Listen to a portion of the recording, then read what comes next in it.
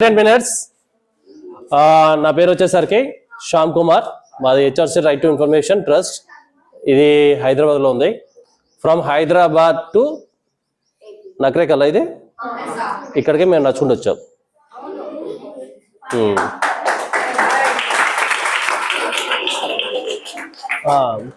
అయితే మాది పాదయాత్ర వచ్చేసరికి from Hyderabad to Kanyakumari, from there after to New Delhi.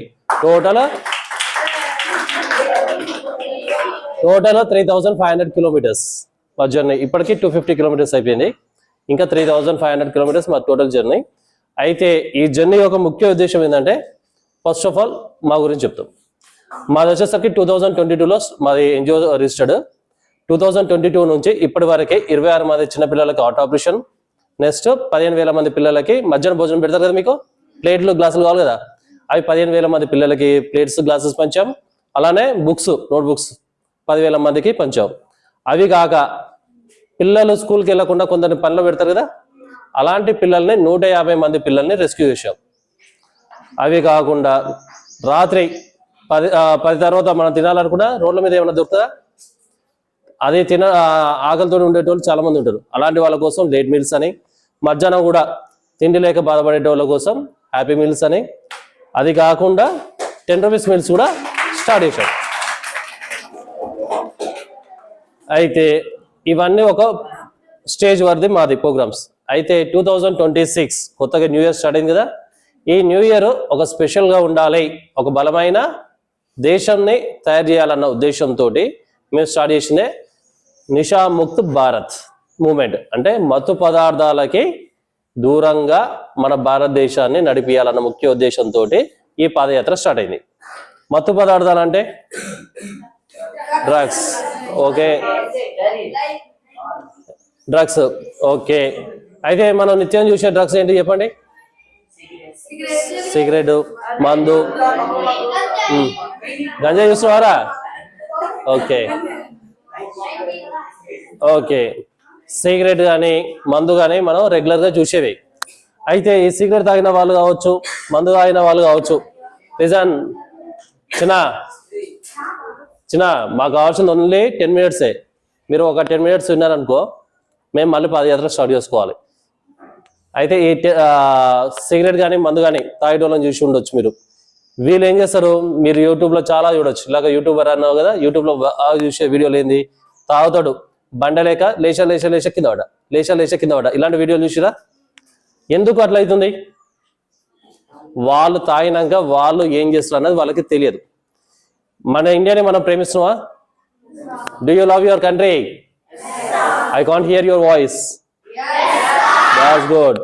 నేను నా కంట్రీని బాగా లవ్ చేస్తున్నా, అందుకే నా కంట్రీ కోసం నేను 250 కిలోమీటర్స్ నడిచా. మీరు మీ కంట్రీని లవ్ చేస్తున్నట్టయితే, ఫస్ట్ ఆఫ్ ఆల్ మన కంట్రీ ఎలా ఉండాలి?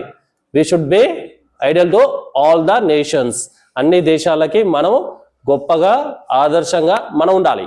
ఆదర్శంగా మనం ఉండాలంటే మనము మత్తు పదార్థాలు అంటే ఈ సిగరెట్ వైపు, మందు వైపు మనం పోయినట్టయితే, మనము సరిగ్గా తిండి తినరు, వాళ్ళు ఏం మాట్లాడుతారో తెలియదు, ఏం చేస్తారో తెలియదు.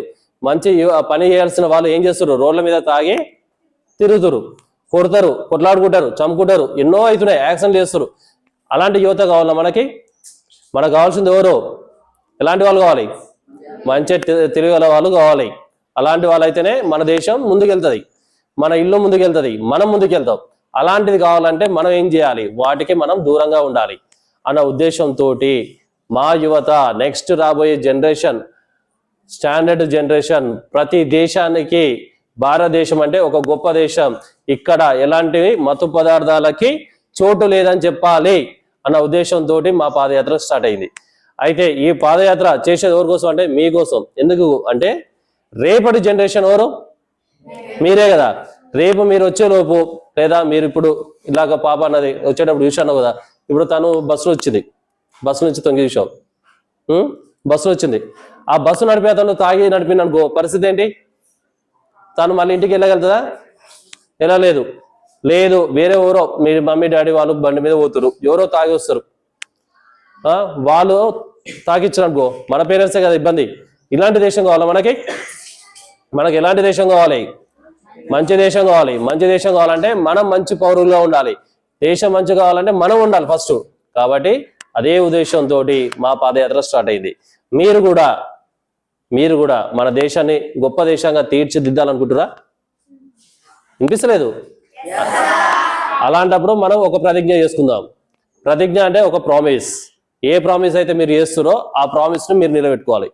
ఎందుకంటే మీకోసం మేము అంత దూరం నుంచే వచ్చాం. ఇంకా చాలా ప్రయాణం చేయాలి, ఎంతో మందిని కలవాలి. అందరు మేము చూసుకుంటూ వెళ్తున్నాం. ఎందుకు అంటే రేపన్నాడు మా బ్రదర్సే కావచ్చు, మా పేరెంట్సే కావచ్చు, రోడ్ మీద వెళ్ళేటప్పుడు సేఫ్టీ అనేది ఉండాలి.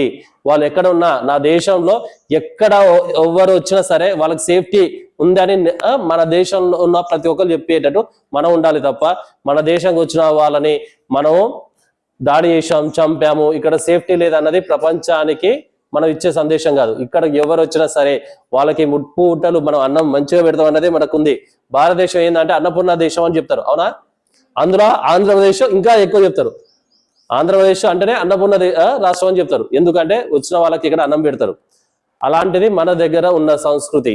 అలాంటి సంస్కృతిని మనం నిలబెట్టుకొని మనం ఇంకా అన్ని దేశాలకి మనం ఆదర్శంగా ఉండాలంటే మనం వీటికి దూరంగా ఉండాలి. ఎందుకంటే ఎప్పుడైతే మనం సిగరెట్ తాగినా, మందు తాగినా అవి మన బ్రెయిన్ పనిచేయనియదు, మన బాడీని పనిచేయనియదు. మనకు తెలియకుండానే మనకు శత్రువులు ఏం చేస్తారో వీటిని మనకు అలవాటు చేస్తుంటారు. మన ఫ్రెండ్స్ అనుకుంటాం, కానీ ఏ ఫ్రెండ్ కూడా మనకు చెడ్డ అలవాటు చేయడు. అలవాటు చేస్తుండే వాడు మన మిత్రుడు కాదు, వాడు మన నాశనం కోరుకుంటున్నాడు. అలాంటి వాళ్ళకి మనం దూరం ఉండాలి. వాళ్ళని మనం బాగా చేయాలి తప్ప మనం నాశనం కావద్దు అన్న ఉద్దేశంతో మేము సాగుతున్నాం. మీరు కూడా మాకు తోడు ఉండేటట్టయితే అందరు లేచి మేము ఒక ప్లేస్ చెప్తాం, చెప్పండి. ఓకే, మీరు చెప్పే ప్లేస్ మీ స్కూల్ మొత్తం వినిపించాలి. ఎందుకంటే మేము అంత దూరం నుంచి వచ్చినా మీ సార్ నాకు ఒకే క్లాస్ ఇచ్చాడు. మా ఉద్దేశం చాలా పెద్దది, అయినా సరే మీ సార్ నాకు ఒకే క్లాస్ ఇచ్చాడు. కాబట్టి మీరు చెప్పే ప్లేస్ మొత్తం స్కూల్ మొత్తం వినిపించాలి. Okay, right. నేను కానీ నా కుటుంబ సభ్యులు కానీ మా ఫ్రెండ్స్ కానీ ఎవరు కూడా మత్తు పదార్థాలను సేవించము.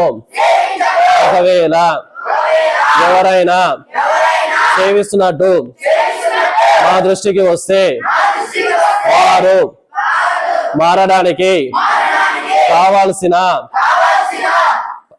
చర్యలు, సూచనలు వాళ్ళకి తెలియజేసి వారిని మంచి మార్గంలో నడిపిస్తామని నా దేశం మీద, నా తల్లిదండ్రుల మీద, ఆ భగవంతుని మీద ప్రమాణం చేసి చెప్తున్నాము. జై హింద్. Thank you sir.